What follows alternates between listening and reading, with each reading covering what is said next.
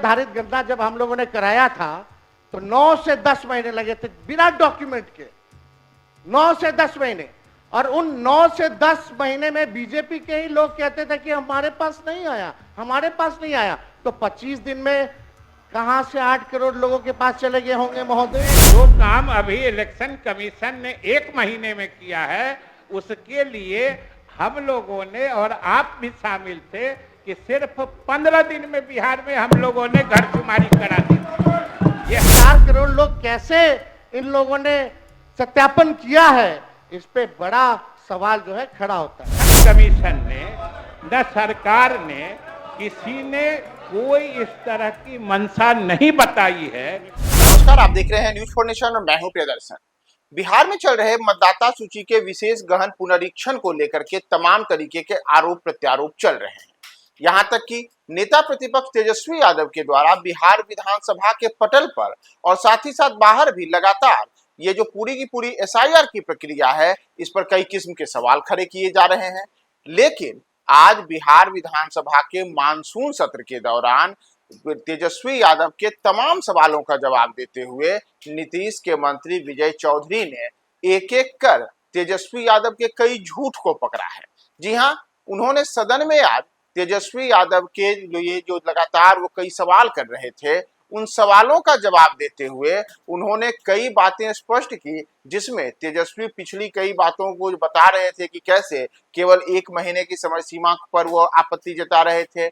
इसके अतिरिक्त लाखों मतदाताओं का नाम वोटर लिस्ट से कट जाने की बातें कर रहे थे, करोड़ों मतदाताओं के मन में अलग अलग किस्म की संशय की बातें कर रहे थे। तो इन तमाम चीजों के बीच आज विजय चौधरी, जो नीतीश सरकार में संसदीय कार्य मंत्री हैं, उन्होंने एक एक चीज की जानकारी दी कि कैसे वर्ष 2003 में भी मात्र 1 महीने में ही बिहार में एसआईआर की प्रक्रिया हुई थी, और इतना ही नहीं, भी ये कोई पहला मौका नहीं है जब इस किस्म की चीजें हो रही हैं। यह केवल और केवल विपक्ष के द्वारा एक अनावश्यक विवाद खड़ा किया जा रहा है। तो ये तमाम बातें विजय चौधरी ने कही हैं।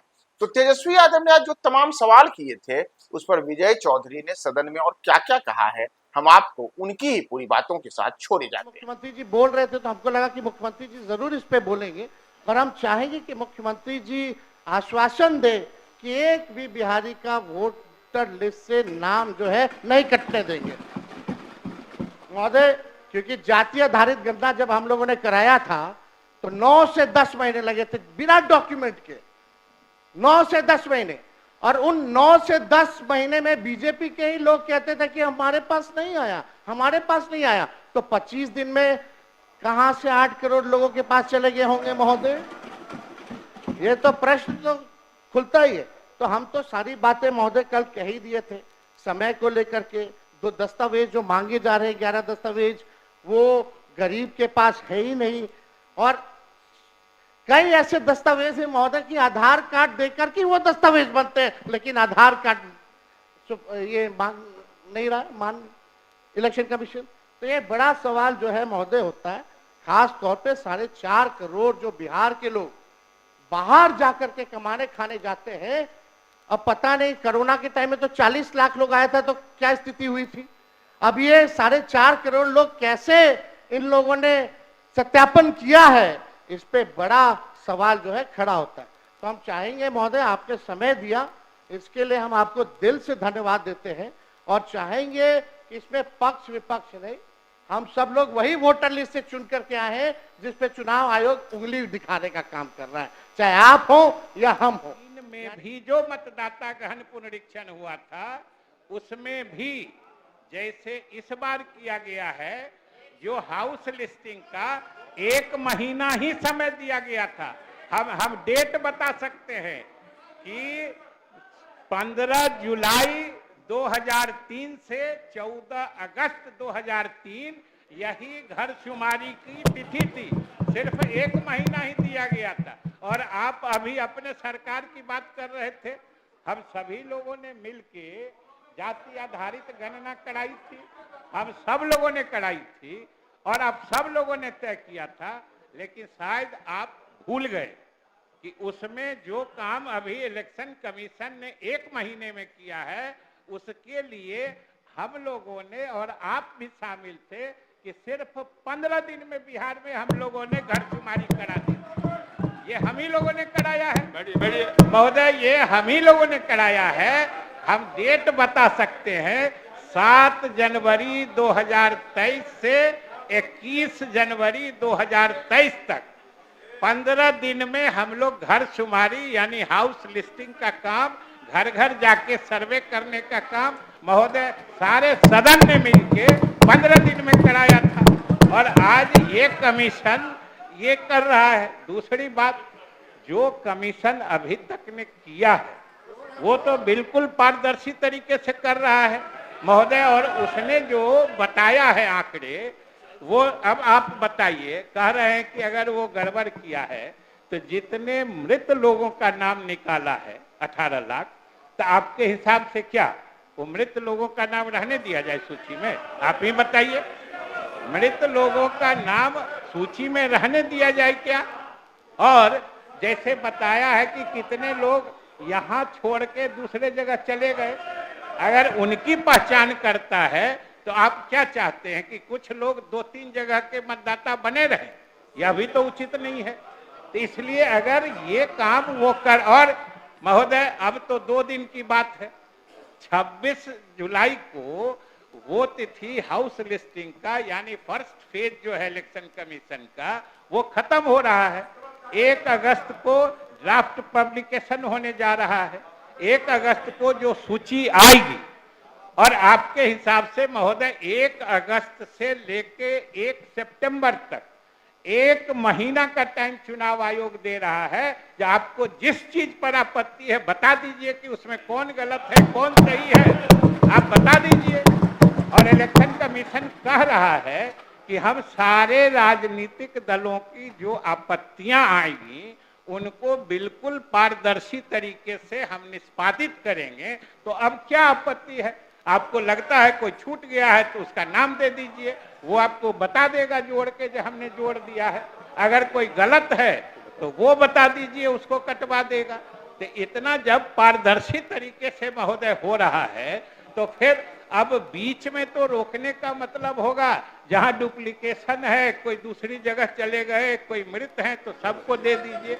और महोदय और अध्यक्ष महोदय, एक विशेष बात ये है कि अभी तक न इलेक्शन कमीशन ने न सरकार ने किसी ने कोई इस तरह की मंशा नहीं बताई है, तब इसको किसी खास समुदाय के तहत घुमा देने का, किसी खास समुदाय को इसके लक्ष्य पे जबरदस्ती डाल देने का ये क्या उचित है? और अगर महोदय ये मृत जो 18 लाख निकले हैं इसमें तो हर जात धर्म के लोग हैं, तो कहाँ इसमें कोई फर्क हो रहा है? जो नियम के तहत आते हैं चाहे किसी जात धर्म के हैं उसी पर तो कार्रवाई हो रही है महोदय। इसलिए अभी समय है, और आपको पता होना चाहिए कि लगभग 98% मतदाताओं का हिसाब हो चुका है। 90% 95% ने तो फिर से आवेदन डाल दिया। अब आप बोलिए कि 95% लोगों ने दे दिया है, उसमें तो आप लोग भी शामिल हैं, तो अपने एप्लीकेशन डाल रहे हैं महोदय। ये लोग अपना एप्लीकेशन डाल रहे हैं, अब बाकी पता नहीं किसको कह रहे हैं कि ये बंद कराओ बंद कराओ, उधर बंद कराओ, इधर सब अपना रिन्यूअल करा लिए। ये देखिए महोदय, सब लोगों ने अपना डाल दिया। इसलिए हम कहेंगे महोदय कि बहुत पारदर्शी तरीके से हो रहा है। और हम फिर सरकार की तरफ से कहते हैं कि आप अगर किसी वक्त ये बता देंगे कि बिहार के किसी वाजिब सही मतदाता का नाम बिना किसी कारण के मतदाता सूची से काटा गया है, बिल्कुल सरकार उसका संज्ञान लेगी, कमीशन से भी बात करेगी। लेकिन अगर कहीं डुप्लीकेशन है महोदय, उसको जरूर देखना चाहिए। और सब लोग तो आप लोग अपना अपना करा ही लिए हैं, तो दूसरे का भी करवा दीजिए बात कर। और महोदय जो 5% लोग नहीं किए हैं उसकी भी सूची सारे दलों को उपलब्ध करा दी गई है। सारे आप प्रवासियों की सूची दे दीजिए ना, प्रवासी की सूची दे दीजिए, सरकार उसको देखेगी। आपको नहीं है महोदय, तो ये 95% हो कैसे गया? कमीशन अभी तक सारी चीजों को देख रहा है, इसलिए महोदय अभी तक चुनाव आयोग की कोई कार्रवाई या कोई काम चुनाव आयोग ने ऐसा नहीं किया है जिससे उसकी मंशा पर सवाल उठाया जाए। इसलिए महोदय हम लोग तो यही चाहते हैं कि एक एक्सरसाइज अभ्यास हो रहा है, सारे लोग मिलकर सहयोग करिए, और कोई अगर गलत चीज है तो उसको सही करने में क्या दिक्कत है, और सरकार अगर सही कोई बात होगी तो निश्चित रूप से उसका संज्ञान लेके सरकार भी आवश्यक पहल करेगी, लेकिन बिना किसी कारण के। और अभी तो शकील साहब न जाने किस उत्तेजना में क्या क्या शेर पढ़ गए भाई। आप तो शेर पढ़ इतना पढ़ दिए कि आसन से 2 पंक्ति आ गई। तो महोदय हमको भी 2 पंक्ति याद आ रही है। बोल दीजिए। आपकी इजाजत हो तो हम सुना दे। बोल दीजिए। महोदय ये पुरुषी से गम जब करते हैं, कुछ कह न सकूं चुप रह न सकूं।